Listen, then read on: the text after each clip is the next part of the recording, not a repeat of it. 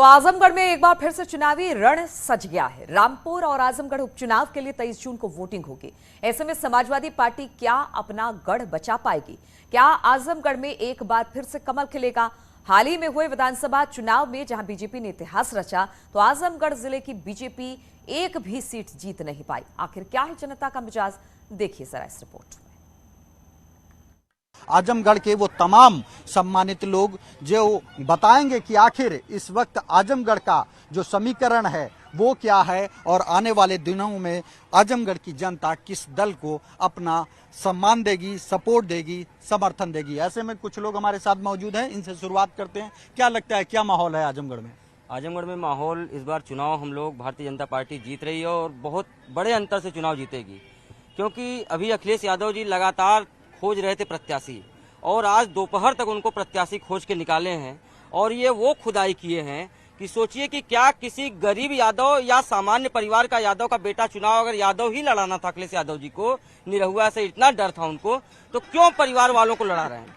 एक तरफ परिवारवाद के बढ़ावे को हम लोग खत्म करने की बात कर रहे हैं और दूसरी तरफ अपने परिवार के लोगों को जगह जगह सेट करने का प्रयास कर रहे हैं। जो आजमगढ़ का जातीय समीकरण है, क्या लगता है ये संभव है?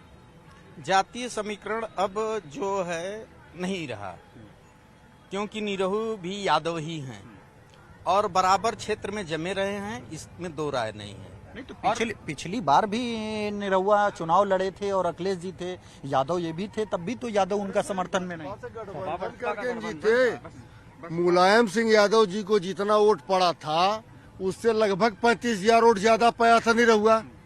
अगर बसपा का गठबंधन नहीं होता तो 35,000 वोट से अखिलेश यादव चुनाव हार गए होते। वो तो गठबंधन ने बचा लिया था पिछली बार अखिलेश यादव को, इस बार गठबंधन नहीं है।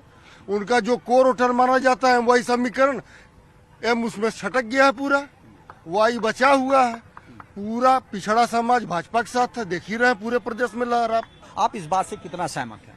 अभी जो विधानसभा चुनाव संपन्न हुए हैं, इसमें से जितने भी भारतीय जनता पार्टी के लोग यहाँ पे खड़े हैं, सारे नेताओं ने दावा किया था कि आजमगढ़ की 10 विधानसभा हम जीतेंगे। 10 विधानसभा जीतने का वादा इन्होंने किया था। इन लोगों का बड़बोलापन है, ये बड़बोलापन 26 जून को खत्म हो जाएगा, जब यहाँ से माननीय धर्मेंद्र यादव जी कम से कम पिछली बार 2.5 लाख से जीते थे, इस बार 3 लाख वोटों से चुनाव जीतने जा रहे हैं। और वो इसलिए जीतने जा रहे हैं, पिछली बार जो निरहुआ को वोट मिल गया था वो गलतफहमी में मिल गया था।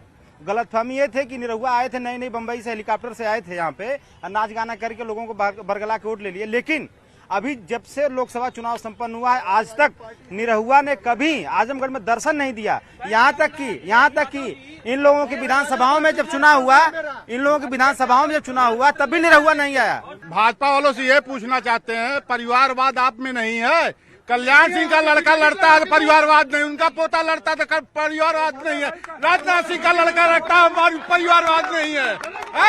केवल अखिलेश जी देखते हैं परिवारवाद है। जितना विकास अखिलेश 6 वर्ष हो गए आपको, 6 साल हो गए आपको, आजमगढ़ में कोई विकास किए एक ही रखे हो, बता दीजिए आप। भाजपा कह रही है परिवारवाद तो है ही है, आजमगढ़ में उन्हें एक भी यादव नहीं मिल रहा है जिसको सांसदी लड़ाएं। आखिर बाहर से आके यहाँ बाहरी नहीं है। चरण सिंह ने कहा था, मुलायम सिंह ने कहा कि सफेई मेरा दिल है तो आजमगढ़ मेरी धड़कन है। ये परिवारवाद जातिवाद की बात नहीं है। आज जो स्थिति है प्रदेश की, प्रदेश त्राय कर रहा है। प्रदेश में महंगाई है, बेरोजगारी है, बड़ी मुफलिसी है। हमारे युवा जो बेरोजगार हैं, यहाँ जात पात भेदभाव की बात नहीं है, न परिवारवाद की बात है। देखिए, जब भी राष्ट्रीय अध्यक्ष माननीय अखिलेश यादव जी की सरकार रही, तो चाहे पुलिस की भर्ती हुई, चाहे वो आपके एयरफोर्स की भर्तियां, जो मिलिट्री की भर्तियां अखिलेश जी ने कराया। आज लड़कों की उम्र, जो हमारे युवा हैं, इनका भविष्य बड़ा अंधकार में है, इनकी उम्र जा रही है। तब भी कई आरोप थे कि भ्रष्टाचार हुआ, लोगों को कानून व्यवस्था बिगड़ी, उसका नतीजा रहा कि सरकार नहीं रही।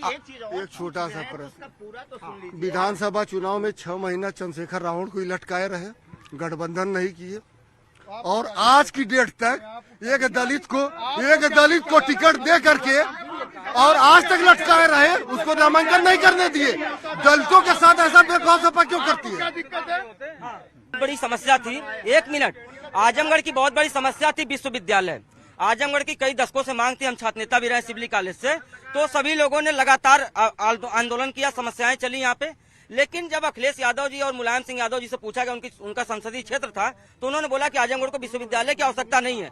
और आज भाजपा सरकार ने विश्वविद्यालय दिया जिससे युवाओं का कल्याण होगा। और सुहेलदेव, महाराजा सुहेलदेव जी के नाम पे विश्वविद्यालय शुरू हो गया और जुलाई में उसकी परीक्षा होने जा रही है। और मैं बताऊं, जो ये विकास की बात करते हैं, आजमगढ़ के ऊपर समाजवादी ने कोई एहसान नहीं किया है। 10 विधायक आजमगढ़ ने जिता के उनको भेजा था, इसलिए उन्होंने किया। और अपने घर से अखिलेश यादव ने अपने घर से सफाई का खेत बेच के विकास नहीं किए, हमने विधायक बनाया तो उन्होंने काम किया। जो जीतेगा कहीं विश्वविद्यालय नहीं है, बच्चे है विश्वविद्यालय है कहीं नहीं है। बताइए आप, ये झूठे बयान देने वाले लोग हैं।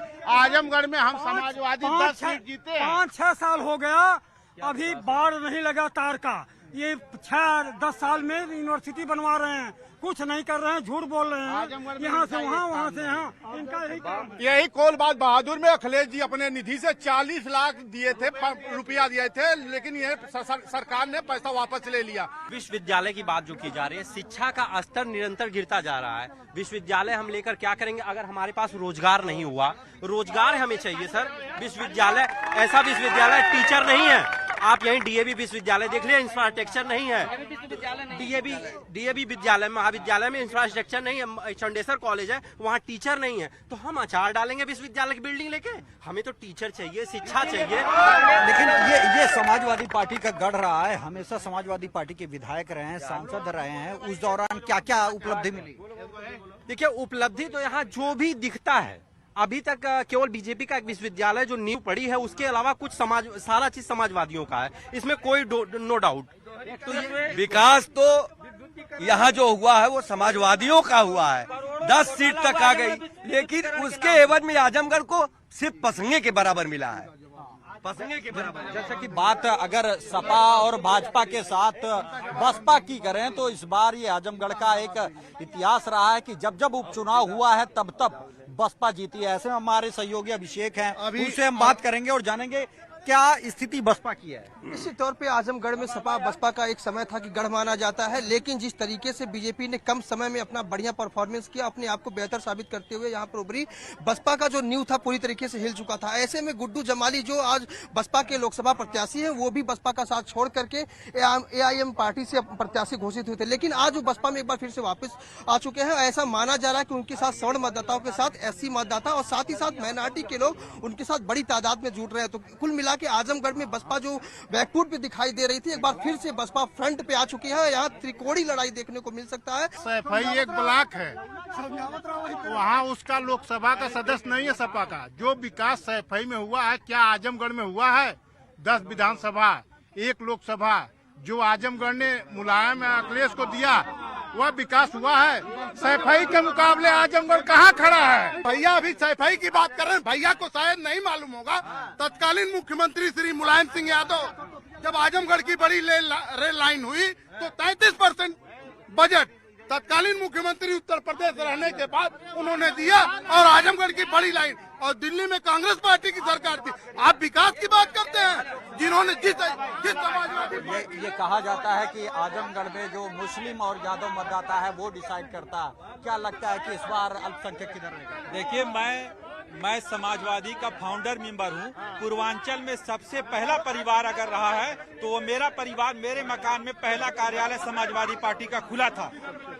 और मैं आपको बता देना चाहता हूं कि समाजवादी पार्टी के साथ इतने लंबे अरसे से समाजवादी पार्टी के साथ मुसलमानों ने जिस तरह से साथ दिया है और हमेशा इस तरह से साथ देते रहेंगे, क्योंकि आपने देखा 2022 से इलेक्शन जो आप वर्तमान में विधानसभा था, उसमें लोग कहते थे कि MIM का फैक्टर जो है काम करेगा, और वो सब लोग जो है मुसलमान जितने भी हैं सब लोग कह रहे हैं कि लेकिन मैं आपको बता देना चाहता हूं, ये कह रहे हैं हमने जो 10 के 10 विधानसभा सीट को मैंने कहा था काफी लोगों के सामने कि हम जीत कर दिखाएंगे और पूरे प्रदेश में मुसलमान समाजवादी पार्टी को छोड़कर कहीं नहीं जाएगा। भाजपा वाले कह रहे हैं कि जितना सपा ने आजम का साथ दिया उतना ही देंगे।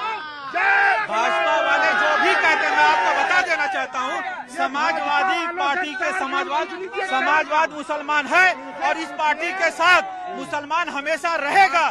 क्या लगता है आप देखिए कि जिस तरीके से आपको यहाँ आए कितने समय हुआ होगा, आपने देखा पूरी तरह से बात अब तक एक राजनीतिक गलियारे की हुई। जिस तरह से ध्रुवीकरण किया जा रहा है, जिस तरह से चीजों को प्रस्तुत